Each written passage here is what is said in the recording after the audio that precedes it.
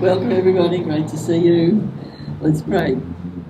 Father God, we come to you and we thank you for the things that are happening behind the scenes that are really positive.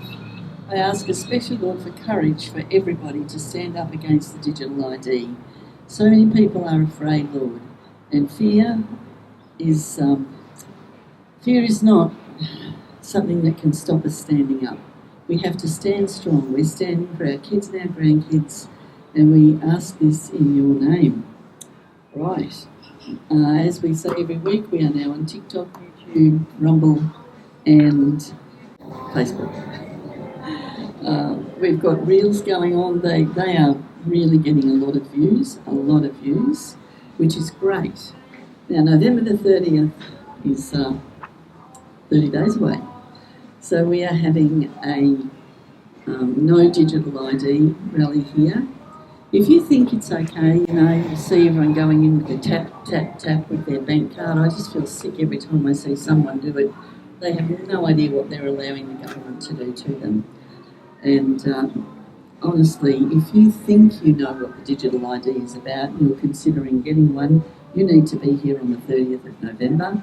You need to be watching our reels and you need to find out what you're getting yourself into. So be here. Enjoy it. We have amazing people turn up. We're peaceful. We've never had any problems with the people who come along with us. And we have that feedback from the police in Mackay now, who have been absolutely wonderful. As I said, I hate it when I see people tap with their cards. It is ridiculous. Absolutely ignorant they are. That doesn't mean they're stupid. It just means they're ignorant. They don't know what's going on.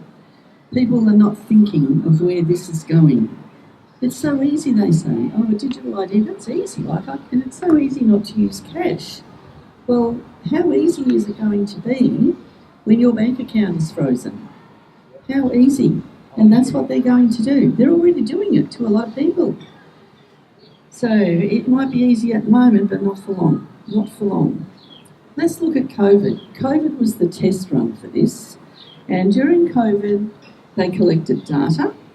They wanted to see the compliance numbers. They wanted to see how far we can be pushed before we push back. And we will continue to push back. And the number of people pushing back is rising like a tsunami, which is amazing. So what did they do to get this COVID nonsense off the ground? Propaganda. Absolute lies. They had photos of people in India dead on the street. That photo was taken from a chemical spill 1 year before it. So many of the photos they used were from a totally different scenario. Fear-mongering. People were scared because they didn't look into it. They were scared. It was a flu, for goodness sake. It was a flu. So you turn families and friends against each other. People couldn't go to family Christmases. People couldn't cross the border to see grandma before she died. It was horrendous. If you were near your parents' nursing home, you could look at them through the gates on the fence, but you weren't allowed in. I mean, it was, if you weren't vaccinated, it's a horror story. The science is out, and the ABS itself says there was no rise in death for the 12 months after the pandemic was announced. The rise in death began when the vaccinations came in, and you can look that up for yourself on the ABS. There was no rise in death toll during the pandemic. We were told millions were dying. Absolute lie. People, just research. Don't believe me. Do your own research. So, what are they doing with the digital ID? People are waking up to the falsity of their tactics, which is a really good thing, so they can't use those ones again. So they're bringing it in under a false cloak of safety. Under 16s are not going to be able to go on social media.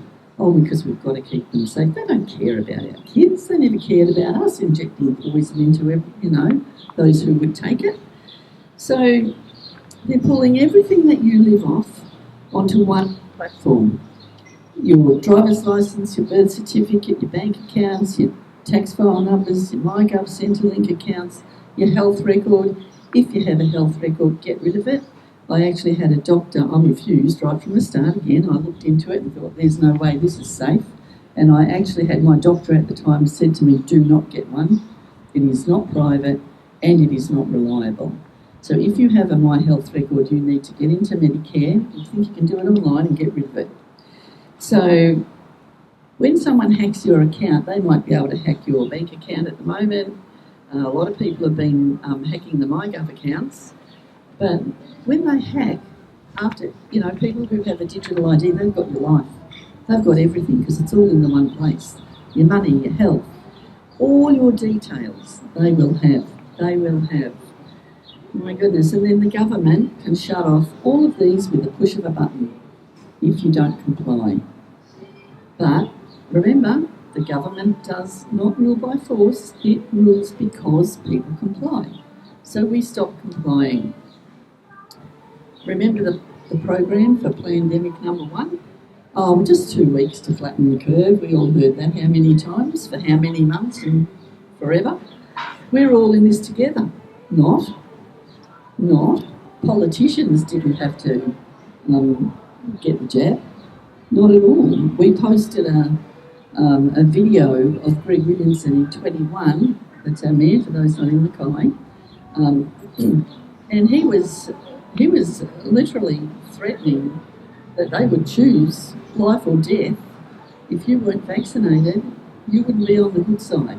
I mean, he literally is. You look at the video, we posted it on Thursday night, it's had over 4,000 views so far. It's only been up 2.5 days. So, and the irony of it is that video, there were Julianne Gilbert was in it and Jeanette Young, none of those people had to get it. None of them. And he is threatening those who aren't vaccinated with not being able to get a bed in hospital. We'll have to choose who lives and dies. Watch it for yourself. It's out of his own mouth. It hasn't been here. It hasn't been here since April last year. We're not saying please anymore. We're saying it's your duty as a Queenslander, as a Mackay region citizen, to get out there and get vaccinated. Because if you don't, you will be placing on our hospital system the onerous task of them being able to actually say who gets the bed, who doesn't, who gets a ventilator, who doesn't, who dies or who doesn't. Who gets a ventilator? Who gets a hospital bed? For crying out loud. So, that's where it's going now. And also he said, it's got nothing to do with the sunshine or our water. Anything to do with the water we drink or the sunshine. Everything is to do with the sunshine. That's why they locked people up. They didn't want them. Well, one of the reasons, they didn't want people to be made healthy by the sunshine. They didn't want them to get it. So, stay home and save lives? I don't think so.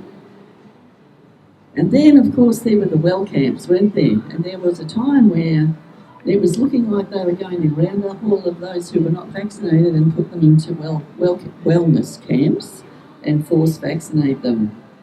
Well, interesting, when you look at what's happening now, the vaccination rates are going down. They are going down and they are going down right from childhood up. People are not trusting the government.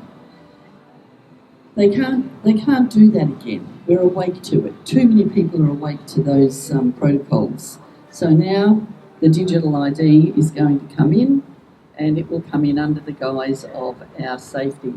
Don't believe it. It's absolutely not the case. What is it really for? It's the glue connecting everything in our lives together in one place so the government has total control. They will know what you spend. They will know how much you spend. They will know if you go to church. They will know if you go to somewhere they don't want. They will know if someone like me gets up and says things they don't like. I wonder if I've ever done that. And, and that's why we have to be brave. We've just got to be brave, no matter the consequences. We have to. Our children's and grandchildren's lives depend on us standing up now. Our forefathers didn't go to war to fight for themselves. They went to war to fight for their kids and the grandkids that would come along. That's why they went to war. We're not fighting for us. We're fighting for the people we love. So just, it's the key that unlocks the programmable economy that will record your every move, every single move. Your location history will be on that database too. They will see when you're not home. Facial recognition, fingerprints, that's how you'll get into your house. They can lock you out of your house. People in China at the moment who can't get into their homes. So it's built under the United Nations Agenda 30. It was Agenda 21, but too many of us were awake and that didn't happen, you know. It's the cornerstone of the entire United Nations Agenda 2030. Without it, the government does not have control of us. I'm going to read you this. This is good. And there will be other countries doing it. Good old Denmark. Well done, Denmark. Denmark is making history with a bold proposal to protect human identity in the age of AI. The new copyright law would grant every citizen full ownership of their likeness, including their face, voice and body data, ensuring that no AI system or company can replicate or use these without consent. This comes amid the global rise of AI deepfakes, where hyper-realistic digital copies of people are used for scams, fake news and even political manipulation. Interesting. Denmark's proposal treats a person's appearance and voice as intellectual property, giving individuals legal grounds to demand removal or compensation if their likeness is misused. If passed, this could become the blueprint for digital human rights worldwide, refining how nations protect citizens in an era where identity can be cloned by machines. By turning personal traits into property, Denmark is sending a clear message. Our humanity deserves copyright protection. How good is that? How good is that? Thank you, Denmark. That'll spread. It will spread. And again, coercion is not consent. We must stop complying. We must stand together. 30th of November, be here, show the government that we do not want them to have control over every single aspect of our lives. And again, we can't be the land of the free unless we are the home of the brave. I spoke to a grandma last night at the light festival that was here, that the church has put on, and she said, "Oh, I love what you're doing, I love your marches and I come to them." But she said she was scared, and I just said, you can't afford to be scared. Do you think that everybody who gets up and takes a stand is not scared? Do you think there's no fear? Scared has nothing to do with courage. Courage is when you get up when you are scared. Bravery is when you get up and do what you're frightened of. Put your fear aside. Our families are far more valuable than fear. We have to stand up. Do you think our soldiers went to war without fear? No. Of course they didn't. They were terrified. I remember my father saying it was terrifying. Terrifying. But they still went, and we must do the same. Just because we're living in what is now quite a comfortable, nice bed, nice home, nice food, doesn't mean we're not at war. So, what can I do?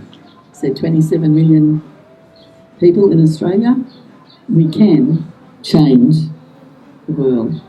Thank you so much, everyone. Thank you.